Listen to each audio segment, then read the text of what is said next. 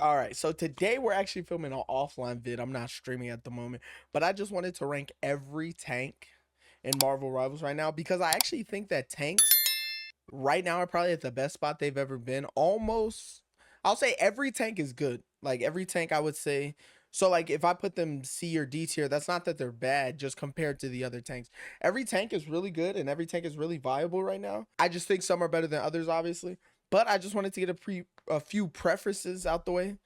The first one being, just because I rank a tank low does not, it's like it's not an indictment on the player that plays it. So if I rank, let's say, I'll pick someone who's good. So if I have Groot C or D tier, that isn't because you as a character can't get a bunch of, you as a person cannot get a bunch of value out of the character. That just means that compared to the other tanks, just the relative value is just lower. So if I rank a tank low and you do really well with them, that's actually a compliment to you, obviously, because that means that you're really good on a tank that I deem not as valuable. And two, everybody has biases. I see on everybody's ranking videos, they're like, oh, you're biased to this person because you use this person. Everybody has biases. I'm just going to get them out of the way first. Thor, obviously, probably my favorite tank of the game. Strange, my other main. I play Cap, Magneto, Groot. Like I play a bunch of other tanks, but those are like my two favorites. So if I have them ranked one or two spots higher than you would expect them to, just understand that I have the bias that I have, and I don't want to act like biases don't exist. But those are my biases. And three, if you're like a top 500 player, this ranking is going to matter because I've played, especially this season, a lot more than usual. I've been playing a lot in lower ranks. I've been playing a lot in the higher ranks up to like Celestial. I'm my peak is Celestial. So if you're in those higher ranks, some of these rankings won't really matter for you. And I just wanted to point that out because obviously that's how Marvel Rivals works, where different people have more or less value depending on the ranks, especially characters. Like if I ever do go on to do a DPS one, if a lower ranked player was ranking, Moon Knight, he'll probably be higher than the higher ranks just because the floor of those characters are so much lower. But enough yapping, let me get into it. And I'm just going to go in order. So Venom is, and these might move at the end, so don't just watch at the beginning and be like, oh, this is where I place him. C tier. I think he's actually pretty good, and I'm going to say that about most people. Pretty good dive. His ult's really good if you damage boost it, otherwise not as good, but can put a lot of pressure on backline. He hasn't really changed much. I feel like Venom's just been the same type of character for a while. Not much to say. Venom's good though. I mean, like if I went dive tank, uh personally, I like Cap more, and there's a couple other dive tanks in here. I'm not gonna get too much into it that I would probably take over Venom, because outside of diving, Venom basically doesn't do much else in my opinion. And now Angela. Okay, Angela's so weird because she's so specific. There's some situations where she's really good, but then most situations she's not.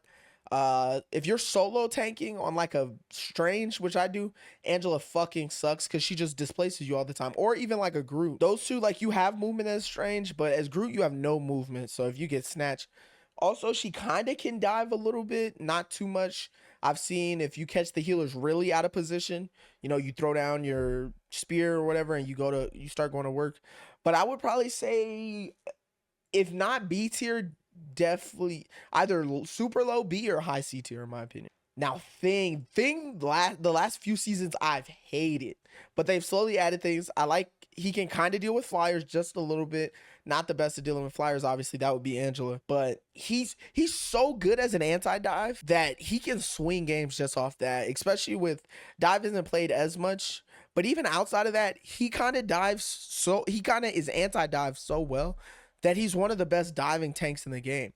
The fact that he has so many ways to get in and out, you can use his E in, then 3 seconds later use it out. You can run in, jump out. You can jump in and then run out. Like, he just has so many ways. And his right click, obviously, so good.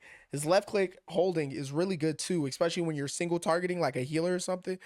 And the fact that you can stop people from getting away with you with his run is actually, I'm telling you, he's so good at anti-dive that he's actually a dive tank. He's B tier. I wouldn't say he's A tier because there's some situations, especially with extreme poke or Emma Frost, that is gonna wreck him, but he's low B tier. Now, my glorious king, the king of Asgard, my goat, I've been saying it a bunch. I've made shorts about it. He's a top 5 tank right now. And if you disagree, I'm going to try and convince you. He can deal. He's the most versatile tank easily. He can deal with flyers with his E. You fly up to him E, and it brings him down. He has some of the best damage per game.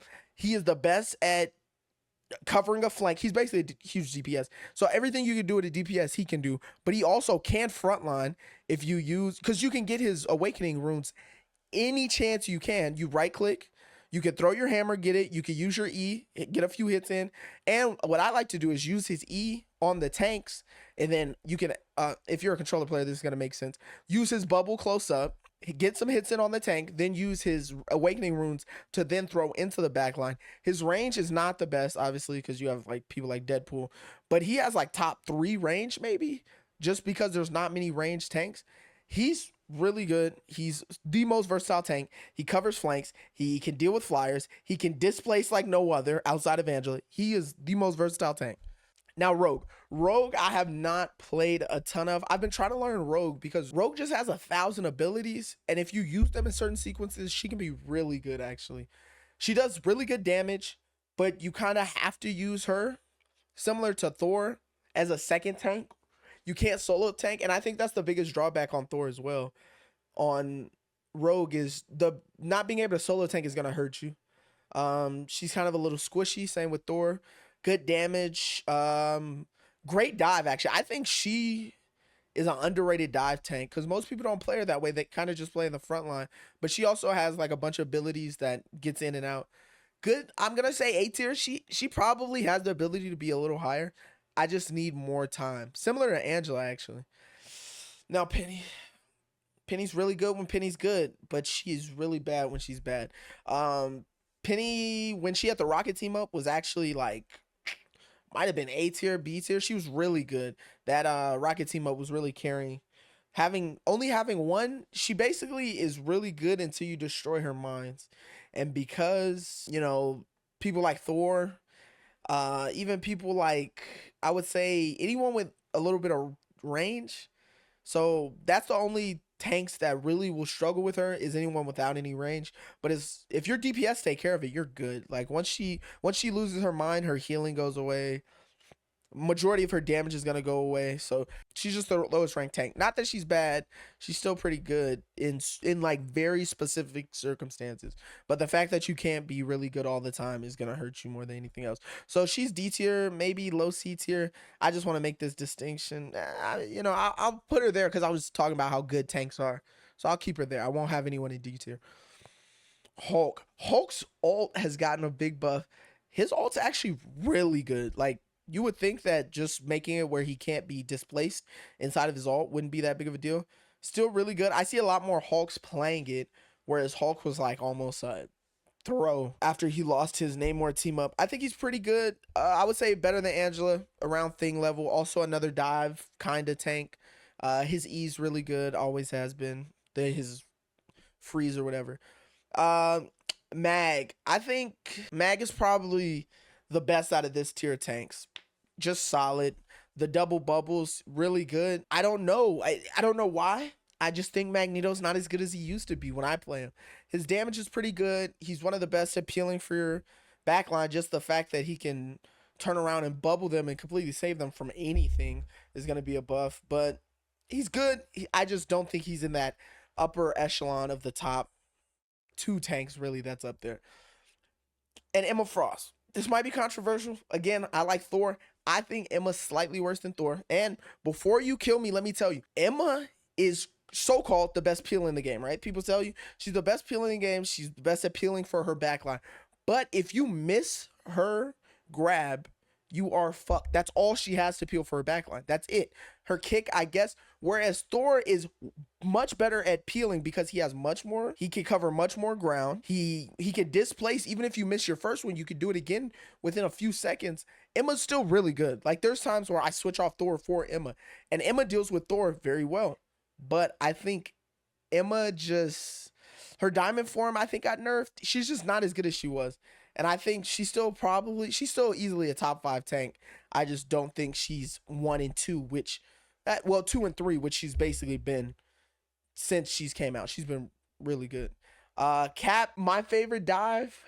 Damage isn't really there. Can get in and out. I like his ult. I like the ability where it's kind of like a support ult, which makes sense for a Captain America. I'm thinking top of A tier, maybe bottom of A tier, top of B tier. I'm gonna go top of B tier, really even it out. He's really good. I don't know what to say. He hasn't changed much. He's really good at dealing with all of the supports outside of like the triple support meta, but obviously that's gonna be a problem for any dive. Whether that's a tank or a DPS is gonna make them less valuable. He's also situational. Another person who can't solo tank, which you're gonna notice. I value being able to solo tank, you being able to be played. If like Mag can solo tank, but can also play in two, tank comps. So I'm always gonna value someone with that much versatility, like a Mag, and that's the only reason I could see Emma over Thor, just the fact that she can solo tank. I just also don't think that's where Emma's at her best. But Doctor Strange, my glorious king. Maybe the best solo tank in the game. Probably not, due to the next person coming up.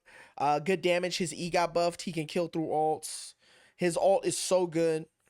The freeze, you can combo it with. I'll put Groot up there, might as well, because we're gonna talk about both of their ults. He could combo with any DPS. He could combo with any tank. A Thor ult, Rogue ult to an extent, a Mag ult. You could combo him with the DPS. It's just so good. The amount of damage that Strange can put out when you melee as well is really good. But this man, Groot is the best tank in the game. As another tank, he makes the map feel so small. Most people, the biggest thing you're gonna do against Groot is kill his backline, but he kind of has this way of being an anti-dive, because if you dive in and he puts a wall up, if you're running double dive, you're not gonna, one, get healing, two, as another tank, like a fellow tank, if there's no DPS there to shoot the walls, you're fucked. Like you're screwed. As someone who plays Thor, you're like completely screwed. He's just so good. His all also combos well. I was running into a Groot Jeff. That combo was hellacious. Every single time, it didn't catch me, but it caught my entire backline. Groot is the best tank in the game. And most people are gonna say, but you just play Wolf. Yeah, you could say that about almost any tank. Like Wolf is going to destroy 1, 2, Mag to an extent. Thor, not really these two, not Rogue, not really Cap. Even think he can't be displaced is still super annoying. 4, 5, 6, like that's kind of his job. So to bring up Wolf is kind of null and void. But Groot to me is the best tank in the game. And Deadpool's in a weird spot, super early, haven't got to play him much. Oh, I did not mean to put him in D tier. But the fact that he probably is the best at dealing with flyers, due to the fact that he shreds. He's so good that people basically tell you there's no reason to play damage Deadpool, because he does that much damage. His gun's really good. His ult, he gets so fast. I'm not ready to put him S tier, and I'm not ready to put him over Mag. If you have him over Mag, again, I have no complaints, but I think slotting him right here, I've been watching a lot of gameplay. I've been watching a lot of people play him. I think this is a really good spot for him personally. I think he has room to go up. I think he has room to maybe slide down below Emma. I just think where he is now is a really good spot. And this is how I would rank the tank so far in season 6. It's early. All right, this is Editor Trell. I was having some conversation with my homie Brian. He's in all of my Marvel Rivals videos, and I just wanted to make a few amends before I upload. First is Rogue has to come down. He said something. He said Rogue being in the same tier as Emma Frost is kind of crazy, and when he puts it like that, I do think Rogue is closer to these 4 than these 4. So I think her moving down to B is good. And also, Penny's a D tier character. I think clearly the worst tank. I think if you're on attacking or defending on most maps, and I see a Penny get locked in, I'm gonna question it. Whereas I don't think I would feel the same way about Venom. So yeah, back to the video. But I don't think this is a bad ranking. I think it's super even. I tried to even it out. If you want to put somebody up 1 or you want to put somebody down 1, I'm not mad at it. Again, I'm not coming at you just because you're Thor FC or just because you're Emma FC. This doesn't mean I hate Emma. I like playing Emma. You're going to see gameplay of me playing Emma eventually. Like I play her. But if you enjoyed this video, like it, subscribe on the road to 500 subscribers, tell a friend and tell a friend, and peace.